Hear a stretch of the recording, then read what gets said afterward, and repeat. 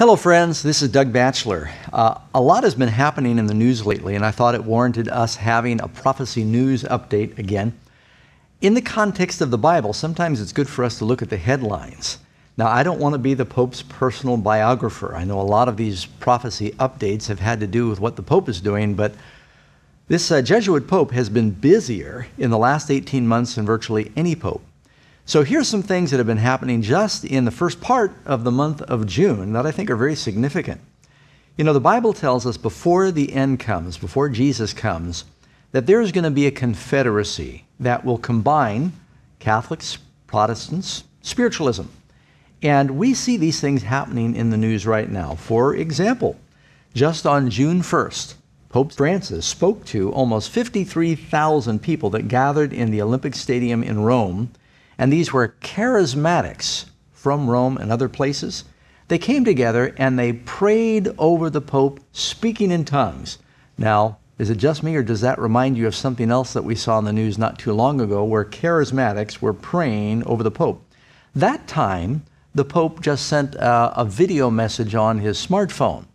This time, he actually came into the stadium and he knelt without the traditional kneeling pillow. He knelt there and asked them all to pray for him.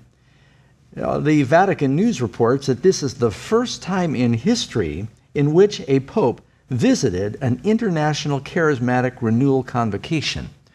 And so he came. Now, the Pope says at one time he had been uncomfortable with the charismatic movement, but evidently he's feeling a lot better about that.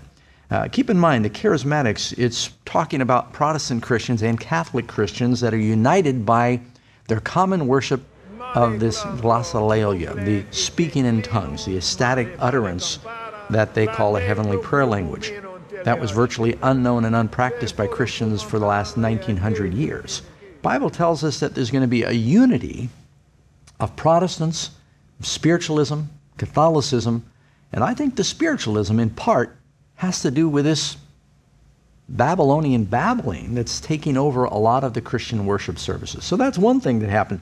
Now, present at that meeting, interestingly enough, was a contingent of 15 members, a delegation of religious leaders from America, and among them was Pastor Joel Osteen, who was in that group of 50,000 charismatics that were there praying for the Pope. For those who may not know, Joel Osteen is the well-known pastor of the large Lakeside Church in Houston, Texas, with thousands of members. The assembly in the auditorium took place June 1, but then on June 5, this delegation of 15 members representing religious leaders and political leaders from the United States met at the Vatican with the Pope in a private audience. Following the private meeting with the Pope and the others in the Vatican, Joel Osteen said, "It was a great honor to represent the pastors of America in the meeting with the Pontiff."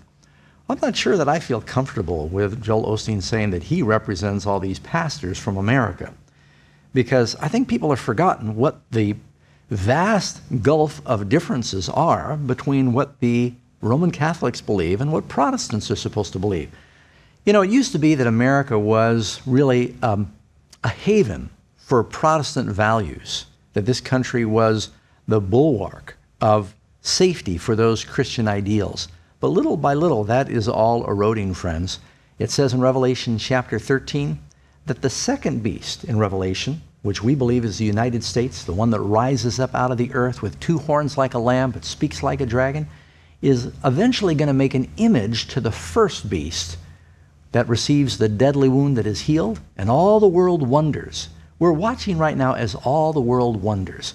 And you can see, even in the architecture of the United States, how little by little, look at the Washington Monument and look at the obelisk that is in the Vatican. Look at the Capitol building and look at the Vatican Dome. You can just even visually sense where the United States is gradually making an image to the beast. And now you can see that we're putting aside our values that once separated these two great continents philosophically, and everything is amalgamating now, preparing for this final consolidation. And as if our Jesuit Pope hasn't been busy enough, just a few days later, he had a special meeting at the Vatican where President Shimon Peres of Israel and President Mohammed Abbas of Palestine came to meet at the Vatican. Not only they came, but they also came with Bartholomew, the patriarch of the Orthodox Church. Boy, I tell you, if that isn't really a picture. All coming to the Vatican to talk about peace. Reminds us of that verse in the Bible that says, when they say peace, peace, then sudden destruction will come. The Pope has now placed himself in a position in just 1 year where he has become sort of an international peace broker. Very interesting. In fact, let me read to you one newspaper reporter's take on this. The three leaders, joined by the Orthodox Patriarch of Constantinople, Bartholomew I, heard Christian, Jewish, and Islamic prayers from cardinals, rabbis, and Muslim imams.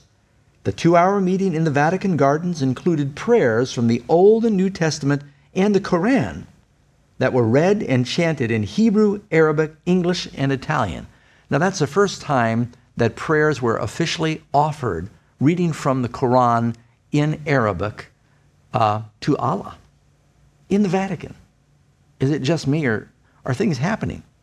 In fact, a lot of people have always wondered, how will we get this confederacy where there's this one world religion compelling everybody to worship a certain way in the last days? How do you get 1 billion Muslims to be able to work in harmony with Jews and Protestants and Christians? Well, you have your answer now. The Pope knows how to bring them all together. And that's just what prophecy told us is going to happen. I know I've shared this with people several times before, but that quote from Great Controversy, page 588, keeps coming back to mind. Let me read it to you again. Through the two great errors of the immortality of the soul and Sunday sacredness, Satan will bring the people under his deceptions. While the former lays the foundation of spiritualism, the latter creates a bond